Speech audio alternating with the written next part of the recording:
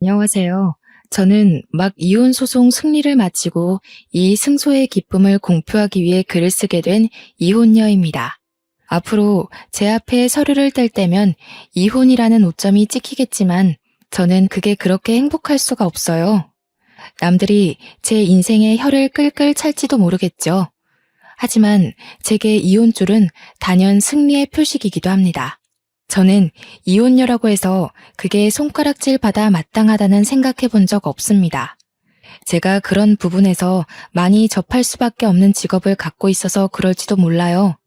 사정이 어떻든 간에 저는 상처를 딛고 새 삶의 기회를 얻은 이혼녀들의 사정을 모두 응원합니다. 제 스스로 가정하고 있는 제 가게의 단골 손님들이 축복해주고 있는 성공 스토리를 들려드리도록 하겠습니다. 저는 키즈 카페를 운영하고 있는 사장입니다. 제 매장은 기업이 아닌 개인 사업이라서 다른 키즈 카페 치고는 작은 규모예요. 그래도 다른 키즈 카페와 다른 점이 있다면 우리 카페에는 토끼 공원이 있다는 겁니다. 키즈 카페가 단층 건물로 있는데 거기 옥상에 제가 토끼 공원을 만들어 놨어요. 다른 매장과 차별을 두기 위한 저만의 고유 개성이었죠. 당연히 제 카페가 처음부터 장성했던 건 아닙니다. 몇몇 손님들의 후기로 SNS로 오르더니 어느 순간 확산돼서 예약으로 받아야 할 정도로 쭉쭉 성장해온 거예요. 첫 사업치고 성공적인 결과였어요. 규모가 더 컸다면 훨씬 많은 수익으로 돌아왔겠지만 제가 원하는 건 돈보다는 저의 만족이었기 때문에 여윳돈이 충분했음에도 굳이 규모를 확장하진 않았습니다. 그렇다고 연봉이 정착해 있던 편도 아니었습니다.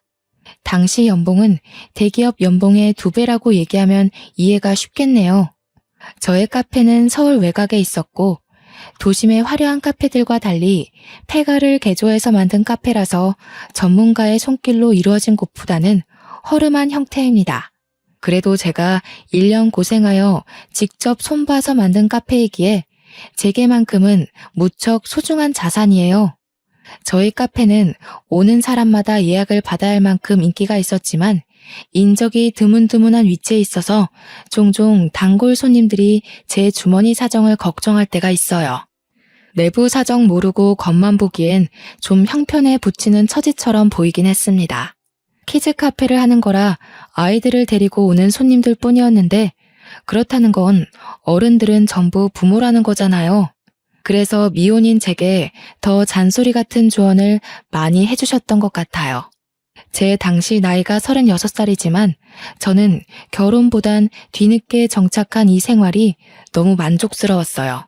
해서 손님들 그렇게 물을 때마다 형편에 부치지 않을 만큼만 잘 먹고 살고 있다고 말하기 일쑤였죠.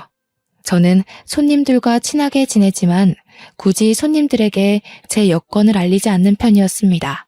아이들은 너무 귀엽고 토끼처럼 예뻐도 그 부모들은 이미 사회에 찌들 만큼 찌들어서 바라보는 시선들이 부정적인 경우가 태반이었거든요. 또 남의 인생에 간섭하면서 결혼 생활 스트레스를 풀기 때문에 굳이 뭐든 알리고 싶지 않았습니다. 이건 친정 엄마의 조건이기도 했어요. 어줍지 않은 집안의 아빠와 결혼해서 갑갑한 시댁살이를 하다가 이혼을 한 엄마는 늘 외동딸인 저에게 대학을 졸업하자마자 결혼에 대한 조심성을 가르쳤습니다. 처음에는 그게 마냥 엄마의 속풀이인 줄 알았어요. 그런데 31살에 준비해서 차린 키즈 카페를 운영하면서부터 애기 엄마들의 조언이 엄마가 해주는 인생 조언과 같은 레파토리라는 걸 깨달았는데요. 특히 돈 조심해요. 이혼한 게 자랑은 아니지만 부부든 가족이든 돈이랑 바람이 항상 문제야. 성격 차이?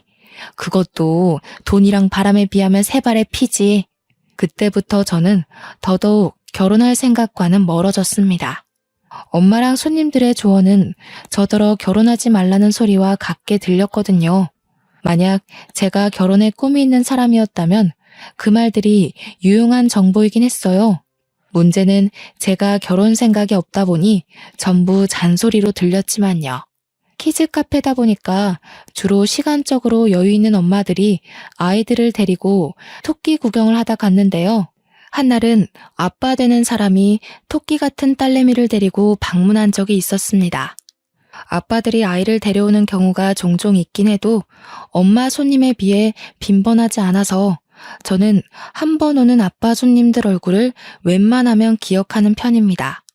그날 그 남자가 딸이랑 되게 잘 놀아주는 모습을 보면서 한 번은 그런 생각이 들었어요. 세상에 저런 아빠들만 있었다면 우리 엄마도 이혼을 안 했으려나 싶더라고요. 그만큼 그 남자가 참 가정적이고 아이한테 살가운 타입이었다는 겁니다. 그렇게 그 남자는 2번, 3번 예약을 해왔고 4번째 예약을 했을 때 그 남자의 딸이 제게 고자질하듯 느닷없는 발언을 했습니다. 은별이는 토끼 보러 오는 거 아니에요. 삼촌이 이모 좋아한대서 자꾸 저 데리러 와요. 저는 토끼보다 강아지가 더 좋거든요. 근데 삼촌이 이모 보고 싶은 거면서 자꾸 토끼 보러 가자고. 남자가 급하게 은별이라는 아이 입을 막았지만 당연히 이미 다 들은 상태였죠. 그건 규모 작은 매장 탓에 내부 손님들까지 다 듣게 되었어요. 어찌 보면 공개 고백이었다는 거예요. 하지만 제게는 그 사실보다 좀 더 놀라웠던 부분이 있었습니다. 그 남자가 아이 아빠가 아니라는 것이었어요. 삼촌 조카 사이였다는 사실이 살짝 당황스럽긴 했습니다. 제가 남자를 쳐다보자 남자는 얼굴 시뻘개져서 토마토 주스 2잔 결제해달라고 카드를 내밀었어요. 미세하게 손까지 떨고 있었습니다. 그 모습이 은근 순수하게 다가왔고 저는 결국 웃음이 터졌죠. 그게 시작이었어요. 연애를 쉰 것도 오래지만 연애를 하더라도 워낙 들은 것이 많아서 결혼 생각은 없을 줄 알았거든요. 그런데 제게 결혼하고 싶은 남자가 생길 줄은 몰랐네요. 남자 나이는 40살이었고 제 나이 36살이었습니다. 저희는 시작하면 결혼을 전제로 만나야 하는 인연이기도 했어요. 그렇다고 하더라도 의무를 갖지 않고 편한 마음으로 시작을 했는데 어쩌다 보니 연애한 지 1년도 안 되어 결혼을 하게 되었습니다. 남편에게 크게 흔들렸던 이유는 그동안 지켜보면서 매 순간 느꼈던 건데 자기 조카를 바라보는 시선이 너무 가정적이고 진심이더라고요. 제가 키즈 카페를 운영하는 이유가 아이가 좋아서도 있었기에 저처럼 아이에게 진심인 남편의 모습이 멋있게 다가왔습니다. 그래서 남편과 저를 닮은 아이도 빨리 낳고 싶었고 남편에게 반했던 그 가정적인 모습을 기대하기도 했어요. 그러나 아이 문제와 돈 문제는 다르다는 걸 결혼을 하고 실감하게 되었습니다. 결혼 조언을 많이 듣고 보는 관점이 넓어진 저에게도 이렇게 결혼 생활에 문제가 생기는데 아마 결혼 생활에 문제없는 부분은 없지 않을까 싶네요. 남편이 달라졌다고 느꼈던 첫 번째 이유는 바로 소비 부분 때문이었습니다. 결혼하기 전에는 남편이 길을 쓰며 제게 돈을 쓰자고 했고 제가 결제하는 걸 다 맡고서 무조건 자신이 사겠다고 했거든요. 그런데 저를 다 잡은 물고기라 여겼던 건지 결혼하고 1~2달 뒤 슬슬 내빼기 시작하더라고요. 딸기 먹고 싶다. 자기 나 딸기 좋아했던 거 기억나지? 작년철에 자기가 사다 줬었잖아. 이번에는 마트에 딸기가 좀 빨리 나왔더라고. 일 끝나면 같이 마트 갈래? 아, 딸기? 요즘 딸기철 아니라서 비쌀 텐데. 여보 가게에 딸기 주스 팔지 않아? 거기 딸기 재워놓을 거 아니야. 그거 먹지 그래? 무슨 소리야. 손님한테 파는 걸 내가 먹으면 장사는 어떻게 하겠어? 바쁜 거면 그냥 나 혼자 다녀올게. 마트 가는 거 어려운 것도 아닌데 뭘. 미안해. 오늘만 그렇게 해주라. 사실은 오늘 회식이 있거든. 이게 갑자기 잡힌 거라 내가 미리 말 못했어. 다음에 내가 맛있는 거 사줄게. 남편 직업은 초등학교 선생님이었습니다. 초등학교 퇴근 시간은 중고등학교 선생님들과 달리 조금 이른 걸로 알고 있어요. 심지어 남편은 짬이 찬 교사였기 때문에 퇴근 시간을 4시 반 전후로 조정도 할 수 있다고 알고 있습니다. 저랑 연애할 때도 남편은 초등교사였고 키즈 카페 손님 중에 초등교사가 있어서 잘 알아요. 회식을 하더라도 4시에 저녁 식사를 시작하진 않을 것 같은데 중간에 시간이 비지 않나 싶지만 제가 남편 직장에 대해 자세히 아는 입장이 아니라서 별 말을 할 수는 없었어요. 괜히 긁어부스럼 만들고 싶지 않았기에 처음에는 그러려니 하며 몇 번 넘어가 줬습니다. 이제 저희는 부부니까 남편이 연애 때처럼 제게 펑펑 쓰길 바랐던 것도 아니라서 미래를 위해 아끼자고 좋게 생각했죠. 남편이 한 번씩 서프라이즈로 이벤트를 해줬기 때문에 저한테 사랑이 식어서 돈을 안 쓰는 거라곤 생각도 못했습니다. 그런데 제가 임신을 하고 가게를 쉬면서부터 남편의 숨겨진 이기적인 모습이 드러나기 시작한 거죠. 아이를 준비하려고 했던 게 아니라서 갑작스럽긴 했으나 저는 기뻤습니다. 당연히 아이를 좋아했던 남편도 우리에게 찾아온 축복을 기뻐할 거라고 생각했어요. 그러나 초음파 사진을 받은 남편의 반응이 시금털털한 거 아니겠습니까? 순간 그 얼굴에 서운한 걸로 모자라 실망스럽기까지 했습니다. 저기 여보, 아직 아이 지을 수 있는 단계지? 아니, 아무리 생각해도 벌써부터 나만 경제활동하면 우리 미래가 불안할 것 같아서 그래. 요즘 같은 시대에 맞벌이 부부 아닌 사람이 어딨어. 우리가 좀 더 형편이 나아지고 아기 가져도 늦지 않잖아. 뭐라고? 아무리 준비가 안 됐다고 하지만 어떻게 아이를 지으라는 말을 그렇게 쉽게 해? 생각할 시간을 갖자고 해도 서운할 판에 사진 보자마자 지우자고? 우리가 돈 때문에 허덕이면서 사는 편도 아닌데 왜 그렇게 해야 돼? 좀 서운하다. 지우는 게 정 그러면 당신은 회사 다니는 것도 아니니까 그냥 일 나가보는 게 어때? 임신했다고 눈치 주는 직원들도 없잖아. 가게 청소 같은 경우는 너무 더러울 때 내가 한 번씩 가서 싹 할게. 계산하고 조리하는 건 운동 삼아 하는 것도 나쁘지 않을 것 같은데 개인 사업이기 때문에 이럴 때 마음 놓고 쉴 수 있는 거야. 이 기회에 쉬면서 몸 생각, 아이 생각만 할 수 있으니까 오히려 좋은 거지. 알아, 알지. 근데 내가 혼자서 생활비 대줄 만한 형편은 아니라서 그래. 내 사정 알잖아. 신혼집 때문에 빈털털이 된 거. 남편이 초등교사라 벌이가 좀 되지만 그간 모아둔 돈을 저와 같이 신혼집 사는데 써버리는 바람에 당장 돈이 없다고 했습니다. 그건 저도 알고 있는 사실이에요. 그렇다고 임신을 한 저더러 카페는 일하는 것 없지 않냐 묻는데 무슨 말을 하고 싶은지 알겠지만 좀 기분이 상하더라고요. 아무리 돈 걱정을 한다고 해도 조금은 자신의 아이의 기뻐하는 내색을 보일 줄 알았습니다. 이렇게 김칫국을 마시게 될 줄은 몰랐네요. 남편에게 아쉬운 점이 생기자마자 저는 미혼일 때 들었던 수많은 경고들이 떠올랐습니다. 돈 문제, 바람 문제로 부부가 틀어질 수 있다는 손님들의 말이 생각났죠. 그것도 신혼 8개월 차의 말입니다. 남편 생각은 알겠지만 제게 아이를 지우는 건 말도 안 되는 일이었어요. 남의 뱃속 아이까지 소중히 바라보는 제가 제 안에 생긴 작은 생명을 어떻게 꺼버리겠습니까? 제가 돈이 없는 사람이 아니었기에 저는 남편의 의사를 다 거절할 수밖에 없었습니다. 그래서 남편한테 내가 모아둔 돈 있으니 일 안 하는 동안 생활비 안 줘도 된다고 했어요. 그래? 당신 신혼집 돈 보태는 것도 대출하지 않았어? 모아둔 돈 얼마나 있길래? 임신 기간 한 90개월은 되는 걸로 알고 있는데 그 정도 쓸 돈 있다는 거야? 그냥 쓸 만큼은 있어. 생활비로 당신 신경 쓰이게 하는 일은 없을 테니까 애 지우자고 하지 마. 부부끼리도 빚지고 살면은 안 된다고 하더라. 나한테 들어가는 돈은 내가 알아서 할게. 대신 산부인과 검사는 같이 가줘야 돼. 이건 제가 남편한테 말 못한 사실이지만 저는 남편에게 제 재산을 공개한 적이 없습니다.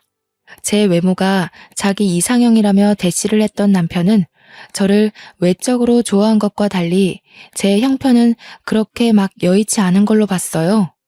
친정엄마도 값비싼 호텔 같은 아파트보다 산세에 지저귀는 시골이 좋다고 해서 밭일하면서 지내고 있으니 아마 남편이 인사 갔다가 그걸 보고 제게 더 재산을 묻지 않았던 것 같습니다. 그날 이후 남편은 더 이상 애 지우자는 소리는 하지 않았어요. 확실히 남편이 쪼들려 보이긴 해서 저도 굳이 남편한테 돈 달라고 할 생각은 없었습니다. 그리고 제가 예쁜 아들을 낳은 날 어처구니 없게도 제 곁에는 친정엄마뿐이었어요. 남편은 그날 학부모 참관 수업 때문에 오질 못했고 시댁에선 원래부터 저를 탐탁지 않아 했으니까요. 시댁은 저희 집안 형편 때문에 당시만 해도 계속 자기 아들이 가난한 집에 팔려간다고 생각했어요. 돈이 중요한 거 알겠는데 한편으론 참 각박한 현실이 씁쓸하더군요. 아이를 낳으면서 평소보다 돈이 더 많이 들어가는 건 당연한 거잖아요. 평소보다 돈이 더 많이 들어가는 건 당연하잖아요. 그래서 제가 이것저것 사다 놓은 물건도 집안에 차차 쌓여갔습니다. 그런 와중 남편 행동이 진짜 웃겼던 게 제가 혹시 생활비를 달라고 할까봐 그 비슷한 주제로 대화가 시작되려고 하면 자리를 슬쩍 일어나더라고요. 그래도 신혼 한두 달 차까지는 제게 관리비며 집에 들어가는 생활비며 먼저 챙겨주면서 가장으로서 역할을 톡톡히 보여줬거든요. 근데 시간 갈수록 티나게 내빼기 시작하는 거 있죠? 기가 차서 저도 절대 돈 얘기는 언급 안 했습니다. 제가 남편한테 돈을 달라고 할 것도 아니고 제 수중에 돈이 없는 것도 아니었으니까요. 그런데 한날 남편이 의외로 저에게 먼저 돈 얘기를 한 적이 있었어요. 근데 여보, 가게 문 닫은 지도 벌써 1년 넘었잖아. 생활비 안 모자라? 당신 애기용품 사는 것 보면 돈 만만치 않게 들 정도이던데. 모은 돈이 아직도 있어? 엄마한테 받아 쓰지. 엄마가 아이 낳은 선물로 생활비 좀 보태주셨거든. 엄마가 워낙 손이 커서 애한테 이것저것 좀 사주라고 돈 보내주는 것도 있고. 아, 그래? 장모님 돈 좀 있으신 거야? 일도 안 하고 계시는데 돈이 어디서 나서? 결혼하기 전엔 나한테 따로 그런 말은 안 했었잖아. 필요 없다고 한 것도 애초에 여유가 있으셔서 그러셨나 봐. 남편은 친정에 돈이 있다는 사실에 눈을 희번덕거렸습니다. 그러면서 뒤이어 하는 말이 황당 그 자체였는데요. 장모님 돈 좀 있는 거면 우리가 좀 더 빌릴 수 없을까? 내가 급한 사정이 있는데 사실 당장 해결할 수 있는 돈이 없어. 아주 급한 거라. 급한 사정이라니 무슨 일이길래 돈까지 필요해? 말하는 것 보니까 작은 돈은 아닌 것 같고. 얼마나 필요한 건데 드러나 보자.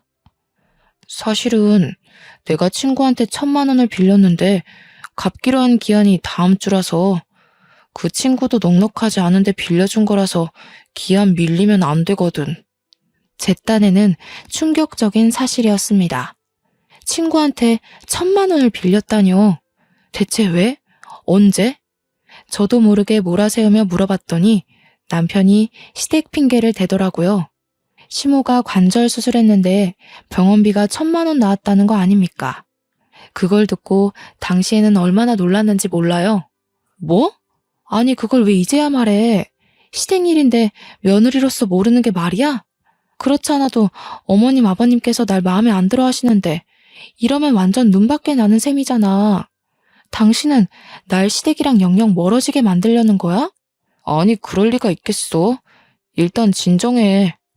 나는 당연히 너한테 돈이 없는 줄 알고 말해봤자 달라질 상황 아니라고 생각했지. 그럼 해결도 안 나고 고민하는 사람만 괜히 배가 되는 거잖아. 그건 내가 판단할 일이지. 말만 해줬어도 내가 무신경한 며느리까진 안 됐을 거야. 어머님께서 날 어떻게 생각하시겠어. 안 되겠다. 전화라도 드려야겠어. 아니 괜찮아. 이미 2달 전 일이야. 지금은 멀쩡해. 한참 지난 일 꺼내지 마.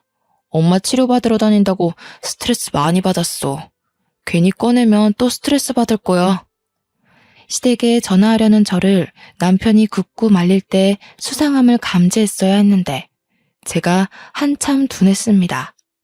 저는 의심할 생각도 않고 결국 친정에 말해서 돈 빌려주겠다고 했더니 남편이 금방 화색이 돌며 고맙다고 안아주더군요. 그날 집안 청소랑 식사 준비까지 다 해주며 간만에 연애 때의 모습을 보였습니다. 그날 이후로 저는 연년생 딸아이를 갖게 되었어요. 그렇게 1,000만 원을 가져간 남편은 저한테 더 잘하겠다면서 자기가 돈 열심히 벌어서 토끼 같은 우리 자식들 위해 죽을 때까지 희생한다고 난리를 쳐댔습니다. 과한 오버였고 허세였지만 힘이 솟는 남편의 모습이 나쁘지 않아서 저도 그저 웃음으로 넘겼네요. 그러나 불행의 시작은 그때부터였고 우리 신혼집으로 찾아오면서 나름 평행했던 기류가 순식간에 꺾였습니다. 그래, 또 애가 생겼다는 말은 들었다. 아들 가졌다고 1년을 쉬었으니 이번엔 딸 걱정에 몸을 사려야 된다고 말해야겠구나. 정말로 일을 계속 쉴 생각이니? 아무래도 그래야 될 것 같아요. 원래 석현이 2살 정도 되면 다시 출근하려고 했는데 이렇게 돼버렸네요. 배부른 몸으로 석현이 보면서 일까진 어려울 것 같아서요. 내가 뭐 하나만 물어보자. 오해하지 말고 들으렴. 혹시 일부러 그런 건 아니지? 막상 일 안 하고 남이 벌어주는 돈으로 쉬다 보니까 편해서 그러는 건지 묻는 거다. 시모는 제가 제 돈으로 생활비를 쓰고 있다는 걸 모르는 듯 했습니다. 역시나 듣자 하니 시모는 남편이 제게 생활비를 주고 있다고 생각하더군요. 심지어 남편이 시모한테 자기가 생활비 준다고 말을 했다고도 합니다. 어머님, 저 남편한테 생활비 받아본 적이 없어요. 그건 제가 임신하기 전도 마찬가지고요. 저희 맞벌이라서 생활비 딱 절반 내서 해결했어요. 최근에는 어머님 병원비 때문에 저한테서 돈 1,000만 원까지 빌려갔는데요. 뭐라고 하는 거니? 내 아들이 혼자 돈 벌어서 등골 빠진다고 나한테 돈 빌려달란 소리를 몇 번이나 했는데 1,000만 원은 뭐고 병원비는 또 뭐니? 내가 멀쩡하게 두 눈 뜨고 있는데 너는 나를 갖고 그런 거짓말을 해? 저야말로 당황스럽네요. 거짓말이라뇨? 어머님 2달 전에 관절 수술하셔서 병원비 1,000만 원 들었다고 애아빠가 그랬는걸요. 그것 때문에 다른 친구한테 돈 빌렸다가 갚을 돈이 없어서 저한테 빌린 거라고요. 참나, 너 이런 식으로 우리 아들 매도하며 지내고 있었어? 아주 소설을 써라, 소설을. 전화해서 확인해보고 아니면 너 무릎 꿇을 준비해. 시모는 그 자리에서 남편에게 전화를 걸었고 보나마나 제 말이 거짓일 거라고 계속 쌍심지를 켰습니다. 그러던 중 전화를 받은 남편은 시모가 묻는 말에 능청스럽게 시모 의견을 들어주기 시작했어요. 정말 시모가 말했던 대로 남편이 시모한테 등골 빠진다는 소리를 했더라고요. 제가 자리에 없다고 생각해서 제 흉을 살짝 보기도 하는 거 아니겠습니까? 돈 없어 보이는 건 또 싫었는지 은근 자존심을 부리더라고. 신경 쓰지 마, 엄마. 잠깐 받아주면 괜찮아져. 아무래도 산후우울증? 그런 건가 봐. 남편의 태도에 충격을 받은 저는 당장 시모의 전화를 뺏어서 남편에게 물었습니다. 내가 이건 어떻게 이해해야 되는 거지? 당신 허언증 있어? 아, 다른 변명 다 필요 없고 그래서 내 돈 1,000만 원은 어디다가 썼는데? 여보가 왜... 아니 그러니까 엄마가 하도 당신을 못 살게 구니까 내가 나름 엄마 이해시키려고 그냥... 아니 그보다 엄마랑 같이 있는 거야? 왜? 당황한 남편은 어버버거리며 시모랑 저랑 같이 있는 걸 빠르게 상황 파악하는 중인 듯 싶었습니다. 머리 굴리는 소리가 수화기 너머까지 들리는 것 같았어요. 그럼에도 불구하고 마땅한 변명거리를 못 찾았는지 바쁘다고 끊어버리더군요. 지켜보던 시모는 자기도 자신 아들의 버벅거림의 수상함을 감지했는지 갑자기 제게 자기 아들 잡고 살았냐며 불같이 성을 내기 시작했습니다. 저 때문에 남편이 이도저도 못하고 기죽어 살고 있다고 멋대로 몰아갔죠. 어머님, 판단 제대로 하세요. 지금 어머님 아들이 배불리 출근하고 있는 거 다 제 돈이에요. 못 믿으시겠으면 앞으로 증명해드려요? 남편이 어머님 집 가서 밥 얻어먹게 만들어야 제 말 믿겠어요? 뭐라고? 네가 드디어 본색을 드러내는구나. 내가 너 처음부터 별로라고 생각했어. 코딱지만한 게 가게 하나 하면서 그런 것도 사장이라고 떵떵거릴 때부터 성격 만만치 않다는 걸 알았다고. 돈 1,000만 원도 없어서 여기저기 고개 숙이며 굽신거리는 어머님 아들보단 제가 떵떵거릴 만하지 않나 싶은데요. 어머님 지금 이러시는 거 남편한테 하나도 도움 안 되는 거예요. 뭐야? 돈 1,000만 원 가지고 엄청 자랑질 해대네. 우리가 1,000만 원이 없긴 왜 없어? 우리 집을 뭐로 보고. 시골 총구석에 산다는 네 엄마보다 도심 한가운데서 교사 엄마 소리 듣는 내가 더 잘 살아. 1,000만 원 그까짓 건 뭐라고. 우리 아들한테 그 정도는 껌값이야. 그럼 그 껌값 좀 돌려받아야겠다고 하면서 저는 당장 종이와 펜을 가져왔습니다. 그리곤 시모한테 아들이 싼 똥 교사 엄마가 좀 처리해달라고 예의 없게 말했어요. 그러니 시모가 건방지게 어른한테 뭐 하는 짓이냐고 더 열을 내더군요. 돈 없는데 괜히 자존심 부리는 거 맞죠? 못 갚을 것 같으면 그냥 마세요. 대신 제가 남편을 무슨 취급을 하든 신경 끄시고 저희 친정이랑 저 함부로 모욕하는 일도 없어야 할 겁니다. 제가 시모 신경을 살살 긁어주니 제 분에 못 이겨 차용증을 막 휘갈겨 작성했습니다. 그리곤 제게 펜을 던지면서 이게 다 거짓말이면 고소할 거라고 하며 집을 박차고 나갔어요. 얼떨결에 차용증을 얻어냈지만 저는 이걸로 1,000만 원 문제를 끝내지 않았습니다. 그래서 1,000만 원은 대체 어디에 쓰였는지가 계속 궁금했어요. 무조건 알아내야 할 것 같은 촉이 왔죠. 사람에게 불행이 닥치면 하나의 능력이 생긴다고 오감과 육감이 바짝 서면서 머리가 팽팽 돌기 시작했습니다. 그러다 키즈 카페 손님들이 알려준 이혼의 계기가 되는 이유 2가지가 떠올랐어요. 바로 돈 문제와 바람 문제였습니다. 혹시 1,000만 원이 불륜 때문일까 싶더라고요. 저는 온 집안을 뒤지며 남편의 바람 흔적을 찾았어요. 하지만 제가 잘못 짚은 건지 딱히 그럴 만한 증거는 없었습니다. 오히려 수상한 물증을 찾기도 전에 제가 시모한테 차용증 받았다는 걸로 이혼 위기가 찾아왔죠. 당신이 며느리로서 뭘 한 게 있다고 차용증까지 받아. 내가 갚겠다고 했잖아. 당신한테 돈 빌린 처지라고 해서 남편을 깔봐도 되는 거야? 그래서 당신은 끝까지 어머님한테 내가 산후우울증이라고 그랬니? 어머님이 또 전화 왔더라. 당신이 가서 또 거짓말 쳐놨으니까 날 고소하겠다고 연락한 거 아니겠어? 그래, 내가 아들로서 엄마한테 불효하기 싫어서 거짓말 좀 했다. 그게 이렇게까지 할 일이야? 우리 엄마한테 차용증을 받았다는 건 우리 집에 침 뱉는 거나 다름없어.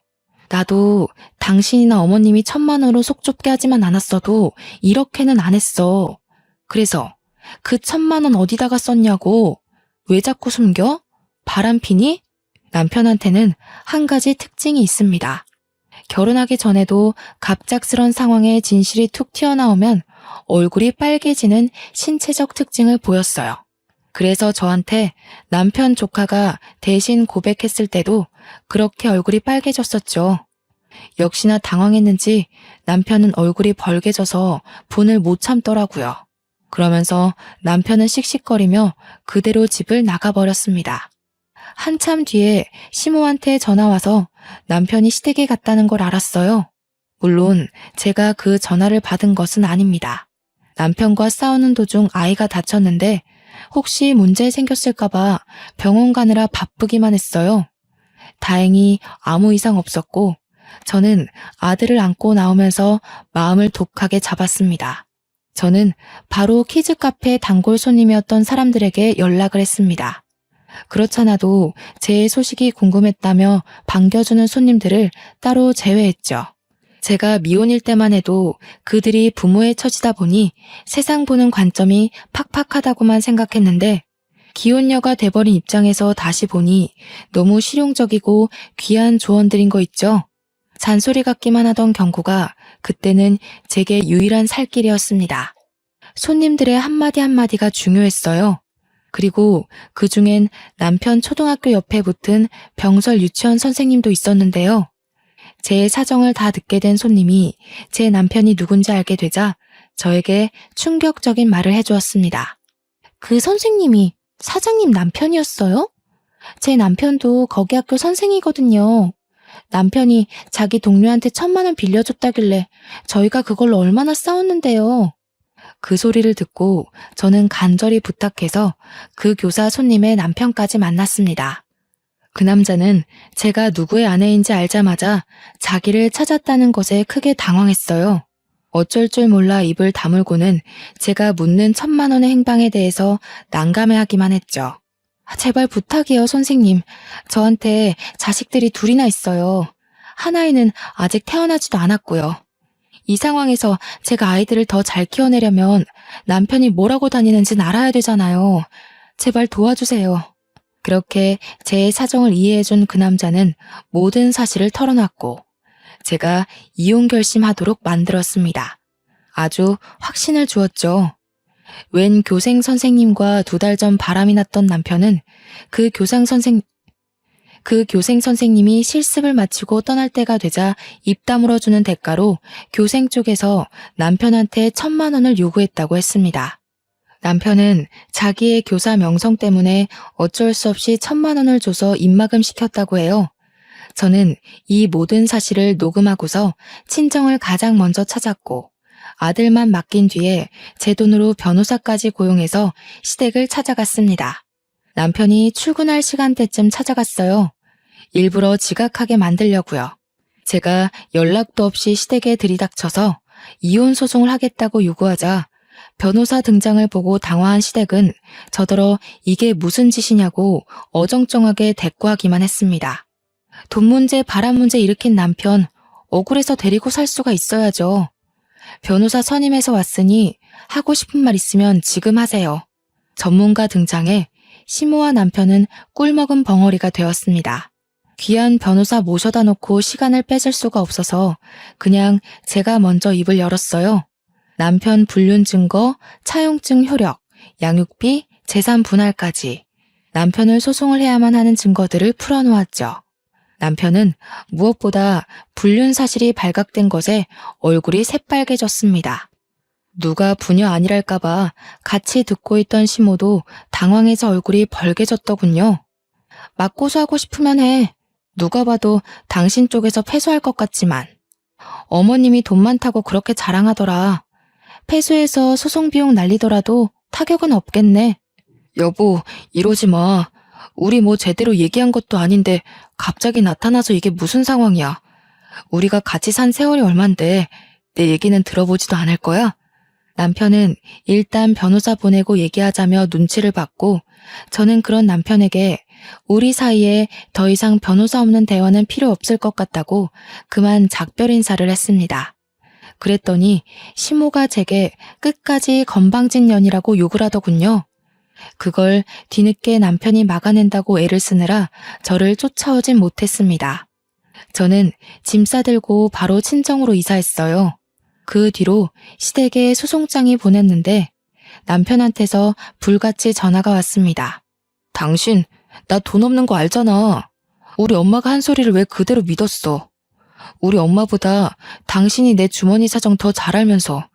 여보, 나한테 화난 거 있으면 차라리 그냥 욕하고 때려.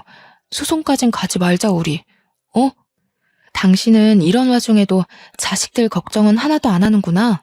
어떻게 당신같이 자기 생각만 하는 사람이 조카를 그런 눈으로 봤었는지 모르겠네. 내가 아무래도 단단히 콩깍지가 쓰였었나 봐. 아니면 당신이 작정하고 나를 속였거나. 당연히 우리 애들 궁금하지. 석현이도 걱정되고 앞으로 태어날 우리 딸도 내가 꼭 아빠 노릇 해줘야지. 그런데 지금은 사정이 이렇게 돼버렸잖아. 소송 먼저 취하해주면 내가 정말 잘할게. 아빠 노릇? 당신이 앞으로 우리 애들 앞에 아빠 자격으로 마주할 일은 없을 거야.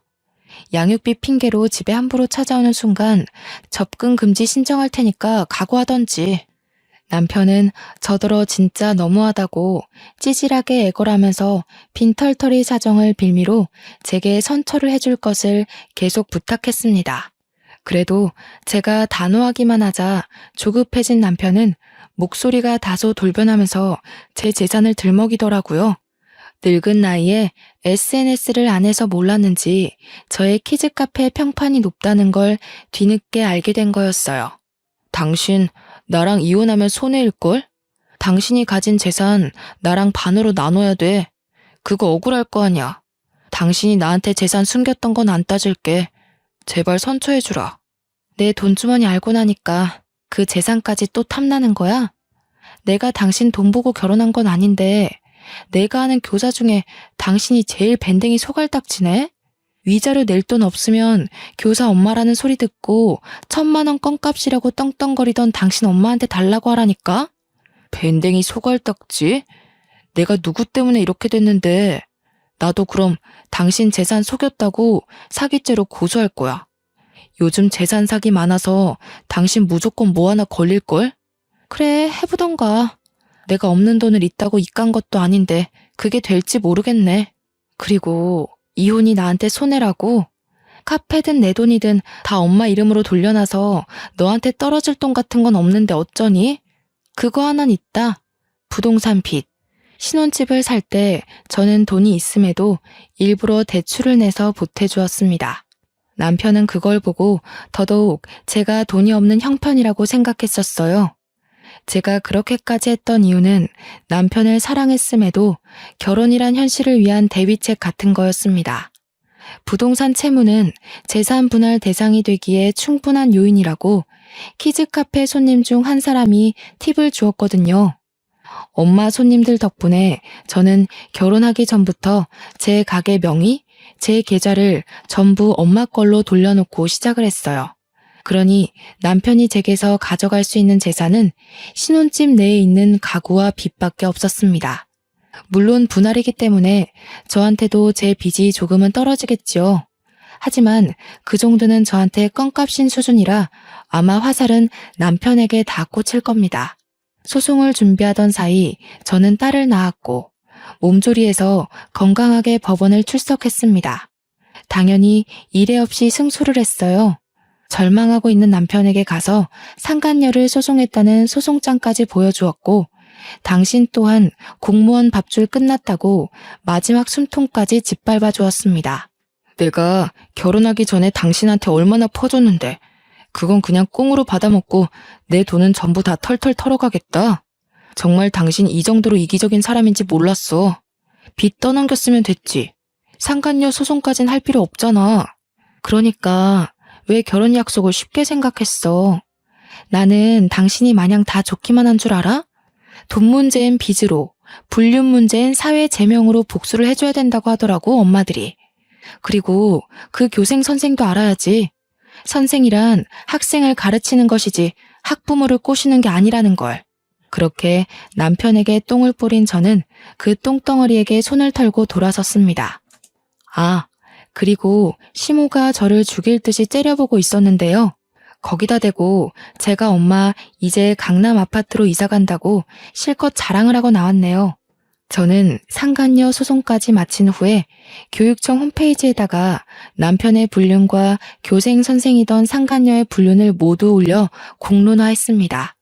그것 때문에 공무원 품위질서 위반으로 남편은 교사직에서 박탈당했고 아직 대학생이던 상간녀도 얼굴이 다 팔려서 학교 어디에 재임하던 지옥 끝까지 불륜녀라는 타이틀을 달고 살게 되었어요. 그 뒤로는 안 봐도 뻔한 비디오지 않습니까?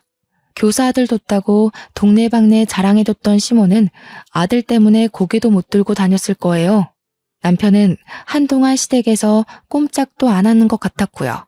모든 것이 정리가 되자 저는 이 승리의 기쁨을 우리 카페 단골 손님들과 나누고 싶더라고요. 그래서 제가 한 일주일은 카페를 무상으로 오픈했었습니다.